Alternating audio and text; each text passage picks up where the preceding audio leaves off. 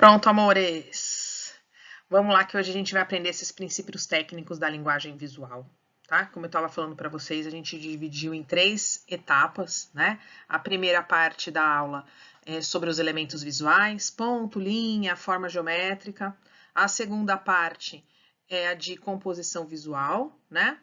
Que são aqueles elementos da linguagem visual. E hoje a gente está vendo aí esses princípios técnicos para a linguagem visual, tá?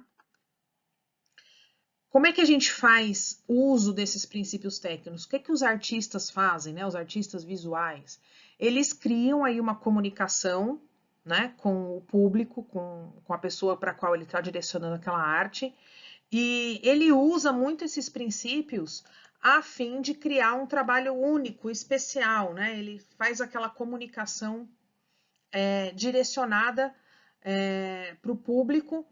E ele utiliza essa questão dos princípios técnicos da linguagem visual. E a gente vai estudar hoje cada um desses princípios, tá? Que é o equilíbrio. Ai, caramba, a canetinha aqui não quer me ajudar hoje, viu? Vamos lá, vai. A gente vai ver esses princípios técnicos, então, todos separadamente, tá? Eu comecei aqui com as cores, que é a primeira coisa que a gente já estudou, né? Desde aí de começo das nossas aulas. A gente estudou sobre as cores. E é um dos princípios técnicos da linguagem visual. A gente utiliza a cor para se comunicar. É um dos primeiros elementos aí, né, que a gente identifica num objeto.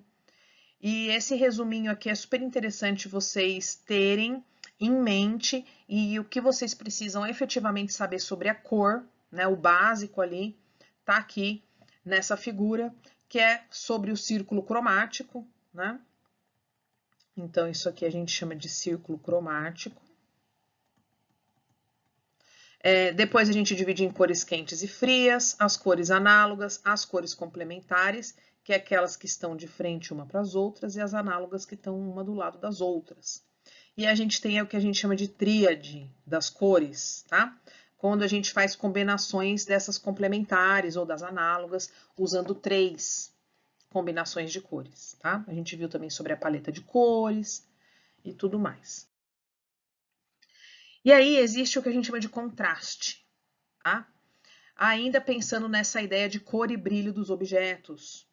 Então, quando a gente fala de contraste, existe uma coisa chamada relação entre o positivo e o negativo, tá? O que isso tem a ver aqui com essa ideia de contraste? Vamos entender primeiro nesse slide aqui, ó, que é esse slide que está trazendo esse daqui, ó, essa figurinha, tá? Ó. Aqui eu tenho vários quadradinhos espalhados na folha. E aqui eu tenho um elemento que está diferente, que é esse círculo. Então, quando a pessoa olha para essa comunicação, ela está vendo unidade. E aqui ela está vendo uma coisa chamada contraste, que é o contraste da forma. Então, eu tenho esse tipo de contraste quando eu uso uma forma diferente, e eu tenho contraste quando eu uso cor diferente, tá? A gente tem o que a gente chama de contraste claro e escuro, e também chamado de positivo e negativo, tá? Então, vamos entender desse lado aqui do slide. Olha só como fica interessante quando eu coloco um fundo aqui, ó, atrás da palavra. Comunicado, tá? Eu estou usando o contraste para chamar atenção. Eu estou fazendo com que a pessoa, a primeira coisa que ela vai olhar nessa comunicação é essa palavra aqui em cima, que é o título, comunicado. E aqui também tem uma diferença, ó. Qual? Os subtítulos, tá vendo? Ó? Aqui tá maior e tá em negrito. E aqui ele tá menor, tá vendo? E da mesma cor de letra. Então, essa diferença de cor, de claro e escuro, ela ajuda muito a chamar atenção numa comunicação visual, tá? Aí a gente chama de positivo e negativo.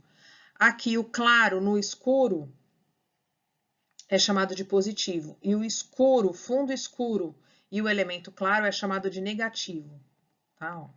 Então, esse é o negativo, esse é o positivo. Quando a gente pensa aí nessa ideia do contraste. Tá? E tem também o contraste que dá para a gente fazer usando as cores. Então, quando eu tenho as cores de fundo, e aí eu posso usar a cor da letra também numa cor mais clara ou mais escura, tá?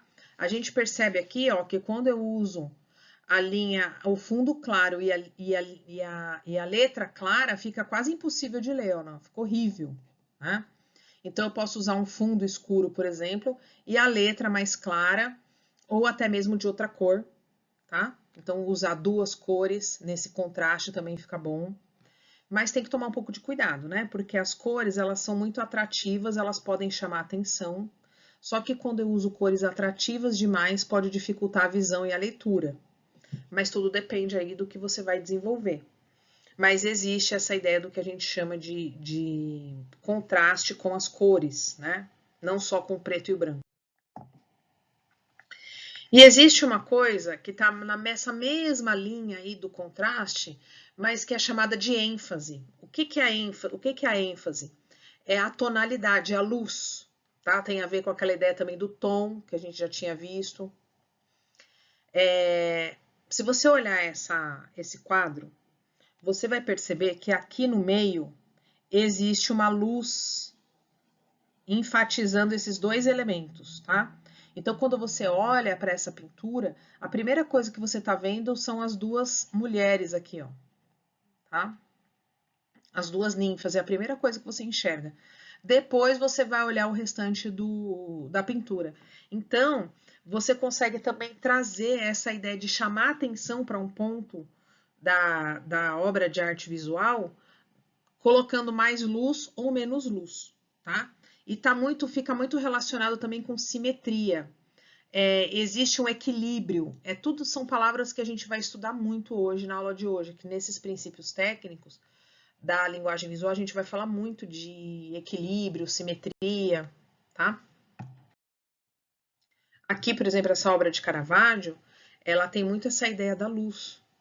É como se existisse uma lanterna, um holofote aqui, direcionado para o ponto principal da cena. Então, eu vou olhar primeiro esse elemento central, né, ó, e depois eu vou prestando atenção nos elementos laterais, né? Então, essa luz que vem no rosto do personagem principal e também na mesa, tá? E aí depois eu vou olhando os elementos em volta. Aqui também ela pode ser usada a luz, né, o tom, essa ênfase, ela pode ser usada para exagerar um sentimento, uma opinião. Então, por exemplo, observe essa tela do Goya, que é o pintor espanhol, ele usou essa ideia do claro e escuro para demonstrar o desespero do condenado, tá? Então, o cara tá ali, prestes a ser executado, e essa ênfase, né, que tá dando nesse condenado, mostrando aí o desespero dele e tudo mais. Então, quando a gente vai pensar nesse uso desses princípios, a gente pode mesclar, né, vários desses princípios técnicos da linguagem visual. A gente não precisa usar um só. O artista visual, ele vai usando vários desses elementos, tá? E um dos principais é o equilíbrio. O que é o equilíbrio? É meio que uma noção intuitiva que todo ser humano tem e a gente sofre essa influência psicológica do equilíbrio. Eu não sei se vocês já ouviram falar numa doença psicológica que chama TOC. O que é o TOC? É o transtorno obsessivo compulsivo. O que é isso? A pessoa ela fica muito incomodada quando ela começa a enxergar coisas desequilibradas. Então, eu tenho um quadro na parede, o quadro está torto, a pessoa vai lá e arruma. O TOC está muito ligado. Não é só isso, tá? O TOC é uma doença um pouco mais complexa. Mas um dos pontos é essa ideia do equilíbrio. A pessoa se sente mais seguro quando ela tá vendo as coisas mais arrumadas, mais equilibradas, né? Tá até passando aí a novela das 8, agora das 9, né? A novela das 9, Império. E o Comendador, que é o personagem principal aí da novela, ele tem um pouco essa ideia ele tem um pouco de toque, porque ele tem uma coisa com a cama arrumada. Então essa doença, né, ela tá muito ligada a essa ideia do equilíbrio. E quando a gente enxerga alguma coisa equilibrada, a gente se sente mais confortável, a gente fica mais estável. Então, essa ideia do equilíbrio é algo muito importante para se pensar quando está fazendo uma composição visual, tá? Essa ideia do equilíbrio tem a ver com peso. Vamos falar um pouquinho disso. O que seria esse peso, tá? Imagine isso aqui como se fosse uma balança. E essas coisas têm uma massa, essas formas geométricas têm uma massa. Então, eu tenho o retângulo, o triângulo e o quadrado. Eles têm uma massa. Se você somar essas três massas aqui, vai dar mais ou menos a mesma massa desse círculo, dessa bola. Então, eu tenho isso aqui equilibrado, como se aqui fosse uma balança, eu tenho o mesmo peso da bola, o mesmo peso das outras formas geométricas, tá vendo? Eu divido bem no meio. A simetria tem essa ideia de você dividir no meio. Só que nessa imagem eu não tenho simetria, porque eu teria que ter a mesma imagem espelhada do outro lado, tá? A simetria tem a ver com espelhamento. Aqui eu tô falando de equilíbrio que tem a ver com peso, tá? Mas a gente vai ver muito que o equilíbrio também tem essa ideia de simetria. Por exemplo, ó, nesse caso aqui tem muita informação de apenas um lado da tela. Então, eu tenho a tela e eu tenho aqui esses dois retângulos. Tem mais informação de um lado do que do outro. Tá vendo? Ó, que só tem esses pequenos círculos. Então, o artista, a gente usa essa ideia do peso para você direcionar o olhar para onde você quer que a pessoa olhe, tá? Quando você está fazendo um trabalho de arte visual, você dá ênfase, né? Tem aquela coisa da hierarquia visual que a gente viu na semana passada, que é por tamanho, né? E aqui a gente está falando dessa ideia de peso e equilíbrio. Então, vamos analisar aqui esses dois conjuntos de elementos, tá? Esse primeiro, centralizado, aqui a gente pode dizer que são composições balanceadas, tá? E aqui são desbalanceadas. Está vendo que quando você tem um elemento centralizado, ele fica melhor posicionado na folha do que quando a gente tem um elemento de um lado só. É como se a metade aqui, ó, aqui eu não tenho nada, tá vazio, tá vendo? Ó? Então, isso daqui é uma coisa ruim, tá? Você ter um ponto ocupado aí na tela e o restante todo vazio. Causa desequilíbrio, então é melhor você centralizar. Dois pontos, como é que eu organizo dois pontos na tela? Do mesmo jeito, eu faço aquela leitura na diagonal, lembra? Que a gente aprendeu semana passada. E aí eu tenho dois pontos aqui na tela, eu faço aquela leitura por agrupamento. E aqui não, aqui eu tenho um ponto vazio aqui em cima, ó. Se eu posicionar os dois embaixo ou os dois em cima, eu vou criar um espaço vazio, e isso é uma composição visual desbalanceada. Existe também o balanço relacionado à posição que eu tenho em relação à margem. Aqui, ó, eu estou posicionando os objetos, tá vendo? Ó? Mais próximo, um mais próximo da margem do que o outro, eu tenho um distanciamento que fica interessante entre esses dois objetos. E aqui não, aqui eu já tenho um espaçamento maior, tá vendo? Então, se eu for usar simplesmente dois elementos, assim fica ruim. Tá? É claro que você pode usar esse tipo de composição usando também a cor, contraste, você vai mesclando, tá? E aí vai melhorando. Aqui, por exemplo, eu tenho uma composição balanceada, porque eu tenho aquela ideia do claro e do escuro. A peça que está maior, que é o retângulo, é maior do que o círculo. Então, eu posso colocar ela mais escura e eu trago equilíbrio.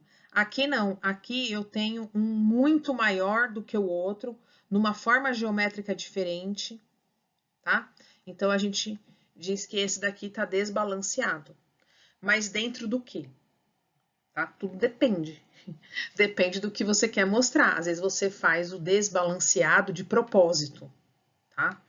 Então, a gente está aprendendo os elementos separados e a ideia é que na nossa mente, mais para frente, a gente vai juntando essas informações, tá? Quando você olha para a obra e tem a sensação de que os elementos estão espalhados harmoniosamente por toda a tela, é isso que a gente chama de equilíbrio, tá? Mesmo os elementos sendo diferentes. Então, eu tenho aqui o grande e o pequeno, mas eu começo a perceber um equilíbrio entre eles. Não tem uma sobrecarga em apenas um dos lados da tela. E a gente vai ver essas duas composições aqui, tá? Aqui é uma peça publicitária falando sobre a questão de uniforme, enfim, tá? Tem uma ideia aqui, ó, não seja estúpido. Não, tá escrito aqui nesse selinho. Por que que a gente diz que essa composição tá equilibrada? Primeiro, eu tenho o elemento principal, que é esse homem sem roupa, bem no centro, tá? Então, isso já ajuda a manter... Ele é o elemento diferenciado. Ele é o que está trazendo contraste de claro e escuro. Ele está centralizado. E aí, de um lado, eu tenho... Vamos, se a gente dividir em 4 partes isso aqui, ó. 4 partes. Apesar de eu ter 2 elementos escuros de um lado e um elemento escuro do outro, eu tenho uma mudança aqui, ó, de espaço. Eu tenho uma mudança de luz, tá vendo? É como se eu dividisse em 4 partes, tá vendo? E aqui eu tenho uma mudança de luz. E eu faço o quê? Coloco uma coisa que chama muito atenção aqui, ó, que é vermelho e amarelo, tá vendo? No final, né, faço essa leitura também na diagonal, tá vendo? De uma certa forma, tem um equilíbrio, apesar de eu não ter os 2 elementos, eu não ter essa simetria, eu começo a perceber um equilíbrio, por quê? Porque eu tenho esse elemento aqui e eu tenho esse outro que está causando bastante impacto na mensagem, tá? Aqui, olha como a pessoa posicionou essa garrafa. Você tá vendo a parte branca da garrafa? Ela tá propositalmente muito próxima dessa parte verde escura aqui, que é para trazer aquilo que a gente chama de contraste, tá? Essa ideia do gelado, então aqui de você ter uma cerveja que você pode também tomar no inverno, porque as propagandas de cerveja, a maioria delas são para você tomar no verão, porque é algo gelado, refrescante. E aqui está trazendo essa ideia do gelado que não é refrescante, do gelado do inverno mesmo, né? Então a comunicação quer falar um pouco sobre isso, por isso que usou mais as cores frias, tá vendo? Ó? Muito azul, né? Azul e branco. Então, percebe que vai mesclando. Se a gente pensar no equilíbrio, tá? Vamos pensar no equilíbrio agora. Passa uma linha aqui no meio. Você vai ver que tem um elemento muito maior de um lado e não tem esse elemento do outro. O que está fazendo equilíbrio? Essa informação e essa, tá? Então, eu estou buscando equilíbrio através dessas duas informações aqui, já que eu tenho um elemento que está pendendo para um lado só da arte, tá? O equilíbrio é o contrário do desequilíbrio, né? E fica a cargo sempre do artista, da pessoa que está fazendo a arte visual, às vezes ela quer realmente passar essa sensação de desequilíbrio. Então essa foto é uma foto bem desequilibrada. Por quê? Porque eu não, o que é o desequilíbrio? É quando eu não sei para onde meu olho vai olhar primeiro. Eu fico meio confuso. Você olha assim para essa imagem, você não sabe se você olha aqui para essas nuvens primeiro de cima. Você não sabe se você olha para essas aqui de baixo, essa luz, ou se você vai procurar a paisagem, que é uma árvore. Para onde que o seu olho vai olhar primeiro? Você não tem um direcionamento, um ponto específico. Isso às vezes a gente chama de desequilíbrio. Só que pode ser proposital, né? O artista ele pode fazer isso realmente de propósito, para criar outro tipo de sensação. A gente vai perceber muito que essa ideia da linguagem visual, ela está muito relacionada com a sensação que você quer transmitir com aquilo que você vai comunicar. Então, qual que é a sensação? Aqui tem outros 3 exemplos. Vocês sabem que esse símbolo aqui é um dos símbolos do equilíbrio, né? Que é o yin e yang. É um símbolo chinês, quer dizer a ideia do masculino e do feminino, que dentro do masculino você tem o feminino, dentro do feminino você tem o masculino. É o símbolo do equilíbrio porque tá muito... tem esse contraste, né, do claro e do escuro, dos pontos, né, que estão em equilíbrio. Enfim, é um símbolo aí muito conhecido, né, o yin e yang. Aqui eu tenho 2 peças publicitárias, tá? Uma que utiliza mais texto e a outra que é um pouco mais visual. Essa que utiliza mais texto, percebe como que usou o contraste, fez o fundo verde, porque tá falando de futebol. Este anúncio não saiu na segunda, porque em Criciúma, segunda já é coisa do passado. É uma propaganda falando aí a respeito de esporte, né? essa ideia da marca, né? Do time de futebol, enfim. Então, tá usando essa ideia do verde para remeter ao assunto, um dos assuntos, né? Que está sendo trabalhado na comunicação. E trouxe esse contraste, então, de usar as letras mais claras no fundo mais escuro. E eu tenho um equilíbrio aqui no fundo. Eu tenho um elemento aqui e um elemento aqui, ó. Né? Dois elementos no final, tá vendo? Da comunicação. Então, o olho da pessoa vai vir por aqui, vai ler essa comunicação e vai terminar aqui no final. Esse daqui usou os elementos centralizados e um equilíbrio aqui de um lado e do outro, tá vendo? A frase cortada no meio para dar um equilíbrio. No finalzinho, colocando essa ideia aí de que aqui é o final, né? Então, a pessoa faz essa leitura em Z e aqui ela termina, né, de ler a imagem. Aqui tem Kandinsky, a gente vai aprender um pouco sobre a arte moderna e vocês vão ver o quanto que o Kandinsky foi considerado o pai da composição, né? Porque ele usava essa questão das formas geométricas, das cores, de todos esses elementos, é como se ele fizesse experimentos na tela a respeito desses elementos técnicos aí da linguagem visual. Bom, vamos falar um pouco sobre padrão, tá? O que é padrão? Você padronizar uma coisa. O padrão, ele tem uma ideia de como se fosse carimbo. Sabe quando você fica repetindo várias vezes a mesma coisa? Isso a gente chama de padrão, tá? Então, na linguagem visual, o padrão é a repetição de unidades, de linhas, formas, enfim. Então, por exemplo, aí nesse mosaico, que é essa arte feita com pequenos pedacinhos, aqui no caso ladrilhos, né? Azulejos, enfim.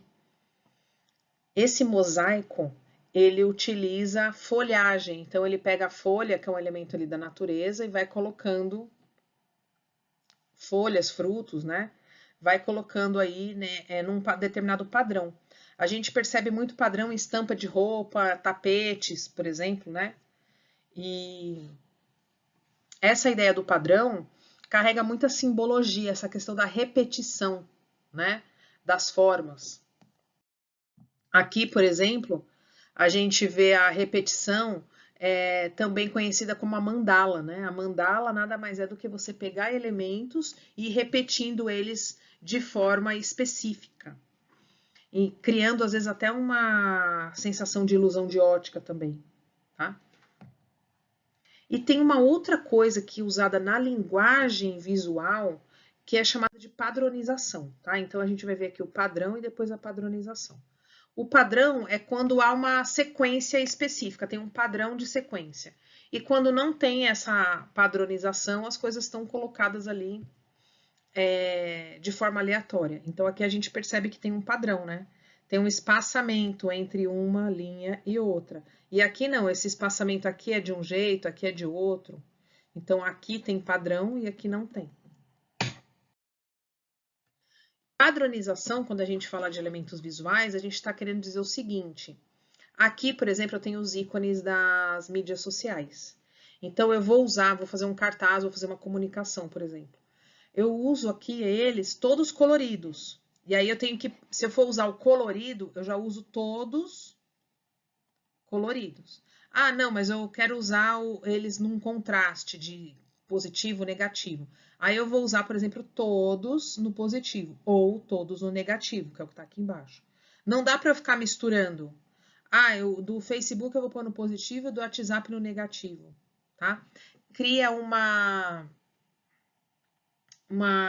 espécie de coisa ruim, como se fosse um desequilíbrio, tá? Na comunicação. E para a gente gerar uma identidade visual, a padronização é muito interessante. Então, você vai padronizando a forma como você se comunica com o consumidor, se comunica com o público, tá? Tem uma coisa também chamada ritmo, que é quando os nossos olhos se movem, né? Olhando uma arte visual, o ritmo é como se fosse a velocidade na qual o espectador percebe esses componentes da composição. Então, aqui a gente tem um ritmo, Você começa no horizontal, de repente você começa no vertical e de repente você vai para o horizontal. Também tem essa sensação, às vezes, de ilusão de ótica, o ritmo, tá? Existe uma coisa dentro do ritmo que é a previsibilidade. Então, por exemplo, eu não tenho esse final aqui, ó. Mas é previsível, eu já sei que ele vai terminar como? Eu já sei que ele vai terminar assim, ó. Por quê? Porque eu venho de um padrão, tá vendo? Então, percebe como esses elementos eles vão se encaixando, né? O padrão tem a ver com ritmo, que tem a ver com equilíbrio, né? Que tem a ver com contraste. Aqui tem o que a gente chama de repouso e tensão. Repouso é uma coisa mais equilibrada. Quando os olhos miram para essa composição, a gente tem uma sensação de que está tudo harmonioso, uma sensação de paz e tranquilidade. Aqui não, na tensão, esse outro, ele causa uma tensão. O que é isso? Eu não sei para onde eu olho. Quando a gente fica perdido, a gente fica tenso, tá? Então o nosso olho ele não tem para onde se direcionar. E aí isso causa uma tensão, tá? É interessante vocês perceberem esses conceitos, porque existem muitos artistas que usam a tensão propositalmente, tá? Então o cara escolhe fazer uma arte tensionada, para causar mesmo tensão. A gente vai ver um exemplo que é super interessante aqui, tá? Eu trouxe. Bom, e tem uma coisa desse ritmo que é chamado, por exemplo, a gente quando vê as linhas retas, dá uma sensação de força. As linhas horizontais trazem a sensação de calma. Vertical sugere uma questão de elevação. Vamos ver aqui, ó. Tem essa imagem, são duas fotografias. Essas linhas vermelhas não existem na fotografia. Elas estão aí para mostrar para vocês o ritmo, né? Como o uso das linhas, ele está direcionando o nosso olhar. Então, aqui nessa primeira parte, eu tenho as linhas horizontais, tá? Ó. Então, as linhas horizontais estão trazendo essa sensação de força e também de estabilidade na imagem. Aqui nas verticais, quando a gente tem uma linha vertical como essa, a gente tem uma sensação de que ela está sempre apontando para cima ou para baixo. E essa verticalidade, ela dá essa sensação de, vamos dizer assim, algo sublime, algo que está elevado aos céus, tá? Então, muito utilizado essa questão das linhas verticais quando você quer indicar calma, tranquilidade, sublimação, que é essa ideia de contato com o divino, contato com aquilo que está acima. E aqui tem algumas artes que tem essa ideia da tensão que a gente estava vendo, tá? A primeira é essa propaganda do absinto, que ele já é um licor que ele tem essa ideia meio de deixar você meio alto, assim, meio zonzo. E foi utilizada essa imagem aqui do Van Gogh, um autorretrato aí do Van Gogh, e ele... Tá vendo que a face tá em 3 partes? Já é como se você tivesse bebido e você já tivesse zonzo. Então, você já tá vendo 3 rostinhos, como se você já tivesse bêbado. Foi utilizado também o Van Gogh, porque a imagem dele remete a uma ideia de loucura, instabilidade emocional, tá? Tem uma leitura em Z, né? Começa aqui, ó, vai para cá, desce, vem para cá no final, né? Então, eu tenho a pessoa que fez foi pensando também nessa ideia da leitura em Z, um elemento mais destacado aqui para a fonte da letra, tá? Mas não deixa de ser uma composição que tem tensão. Você olha para ela e você fica meio zonzo mesmo, tá? Aqui tem o computador como tema central, mas tem muitos outros elementos. Eu não sei para onde que eu olho, tá? De tanta coisa. Foi feito também uma leitura em Z, só que aqui em cima, uma ideia de usar as letras com aquele contraste que eu estava falando, ó. Então, aqui eu tenho o claro e aqui eu tenho o escuro em negrito. Sabemos que seus pensamentos não têm limites, chegou a hora de explorá-los. deixando sempre o logotipo aqui no canto final, tá vendo? Para leitura em Z, ó. Tá?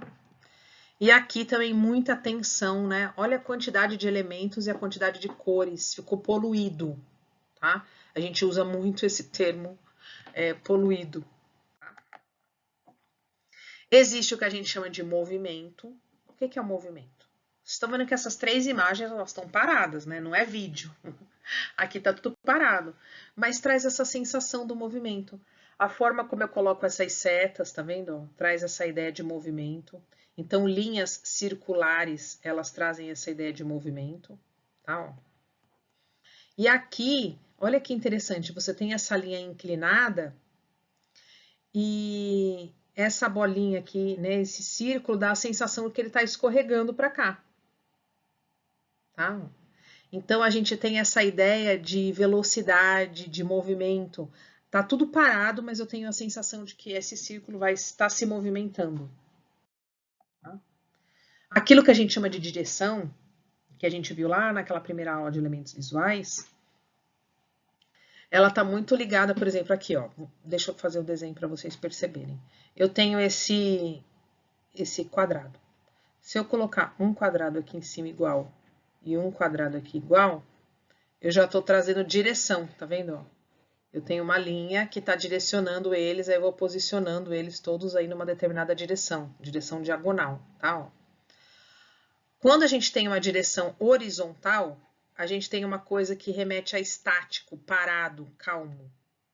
O vertical remete a equilíbrio. Por quê? Porque tem aquela ideia da simetria que eu falei para vocês, tá vendo? Ó, é dividido no meio, tá? O inclinado é instabilidade. Por quê? Porque o inclinado dá a ideia de movimento, né? Lembra que a gente viu agora há pouco aqui? A ideia do inclinado é o movimento. E a curva tem essa ideia de movimento, de continuidade. Tá? Então, as linhas, elas também querem dizer alguma coisa, dependendo de como você posiciona elas, tá? Se ela está na vertical, na horizontal. E aí tem essas 2 esculturas aqui do Vitor Vassarelli, que é bem interessante ver como que ele usa essa ideia das linhas, movimento, cor e contraste. Essa que tá usando, essa daqui, ó, ele tá usando um padrão de cor tudo no azul. Mas tem contraste, tá vendo? De várias tonalidades. E aqui eu tenho cores, né, mescladas aí, várias cores, mas eu também tenho a ideia do contraste. Do claro e escuro, ele tá trazendo a ideia de movimento, de ritmo, de equilíbrio. Então, percebe que é um artista que fez uma escultura e ele mesclou vários desses elementos que a gente está estudando. Tem também a proporção e a escala, que a gente já tinha visto lá atrás. Lembra que eu trouxe aquelas imagens realistas, né, que tem aquele ser humano pequenininho e o ser humano também muito grandão. Muitas vezes a gente usa para dar a sensação de profundidade, para expressar algum tipo de sentimento também, essa ideia da proporção e da escala. E a gente usa muito o ser humano, né, para ter essa ideia de tamanho das coisas. A gente falou disso também na nossa primeira aula. E eu trouxe essa imagem aqui para ajudar vocês a entenderem um pouco sobre essa ideia de escala. Onde que está o ser humano aqui, ó? Olha aqui, ó. Bem pequenininho. Olha um outro ser humano aqui, ó. Quando a gente identifica o ser humano, a gente tem a dimensão do tamanho desse monumento. Olha o tamanho aqui dessa escultura. Ó, aqui é um ser humano e aqui é uma escultura também de um ser humano. Olha a diferença de tamanho entre as duas coisas. Né? Você começa a ter essa relação na sua cabeça de tamanho, de dimensão das coisas. Isso é super importante, tá? Então, o ser humano é muito utilizado como esse elemento de escala. Dentro de escala existe também aquela coisa da escala gráfica, que é muito utilizada em mapas. A gente tem uma ideia, né, quando você está aprendendo geografia, a gente tem essa ideia do tamanho, né, dos países, a comparação do tamanho de cidades. Então, tem essa questão da escala, que é muito utilizada também nos mapas, né? E aí vamos falar um pouco de harmonia, né? O que seria essa harmonia? Uma obra de arte visual está num equilíbrio entre todos os elementos, né? Essa harmonia é quando você cria alguma coisa coerente e suave. Então, lembra que a gente estava falando das artes visuais? Entra aí a arquitetura também nas artes visuais. E esse arquiteto, né, que é um dos mais famosos aqui do Brasil e também do mundo, que é o Oscar Niemeyer, ele trabalhava muito com essa ideia de harmonia. E aí ele usava esses elementos visuais aí que a gente estudou hoje, ó. Nessa primeira imagem aqui, as linhas, tá vendo, ó? Simetria, equilíbrio, tá? Então, contraste de cores, uso das formas geométricas. Olha como esses dois prédios eles estão fazendo um equilíbrio entre essas duas formas, uma virada para cima, tá vendo? Outra virada para baixo. Posicionadas, né? Com as linhas geométricas aqui do prédio, tá vendo? Então, você começa a perceber hoje como que os artistas visuais eles vão trabalhando aí essa questão desses elementos, mesclando, juntando vários elementos, tá? Essa é uma composição harmônica, tá? Vamos entender por quê. Primeiro, eu tenho uma leitura na diagonal, que é sempre muito interessante, eu trago equilíbrio, porque eu tenho simetria, o que eu tenho de um lado eu tenho do outro, tá? Então, quando eu traço aqui na diagonal, a mesma coisa que eu tenho de um lado, eu tenho do outro, tá? Tá vendo esses 4 elementos aqui, ó? Que são os quadrados brancos, eles estão trazendo essa ideia de harmonia, tá vendo? Ó? Eu tenho o contraste do preto e branco. Esse elemento aqui tá fazendo contraste com esse. Se eu dividir no meio, eu tenho a mesma coisa que eu tenho de um lado, eu tenho do outro. Então, aqui eu estou usando os princípios da composição visual, esses princípios técnicos, né? Equilíbrio, simetria, ritmo, contraste. E aí eu tenho uma composição harmoniosa, tá? Então, a harmonia é isso, é você criar uma unidade coerente e suave, trazendo essa ideia, né, de ritmo, enfim. E aí você vai escolher esses elementos de acordo com aquilo que você quer comunicar. Tem uma coisa que vocês precisam entender também, que é a profusão. O que é a profusão? É a confusão, tá? Eu tenho uma coisa muito confusa, agitada, cheia de informações, a gente chama de profusão, tá? Então, essa obra está muito profusa, está muito confusa, está muito agitada. Eu não sei onde que o meu olho vai direcionar aqui o olhar primeiro, porque está tudo muito agitado, tá? Essas duas composições são do mesmo artista, que é o Mondrian. Ele ficou muito famoso aí, ó, 1913, 1921, por conta desses experimentos que ele ia fazendo com esses elementos da linguagem visual. O uso das linhas, das formas. Então a gente percebe que o menos é mais, né? Esses artistas da arte moderna, eles faziam muito esses experimentos nessa época. Por quê? Eu já expliquei para vocês que antes do surgimento da arte moderna, até mesmo antes aí do surgimento da fotografia, né, só era considerado arte aquilo que representasse fielmente a nossa realidade. Então, o retrato ele tinha que ser fiel à realidade, fiel à pessoa que estava sendo retratada. Uma paisagem, qualquer tipo de arte, ela era mais representativa da realidade. A partir de que a gente chega ali em 1800, tá?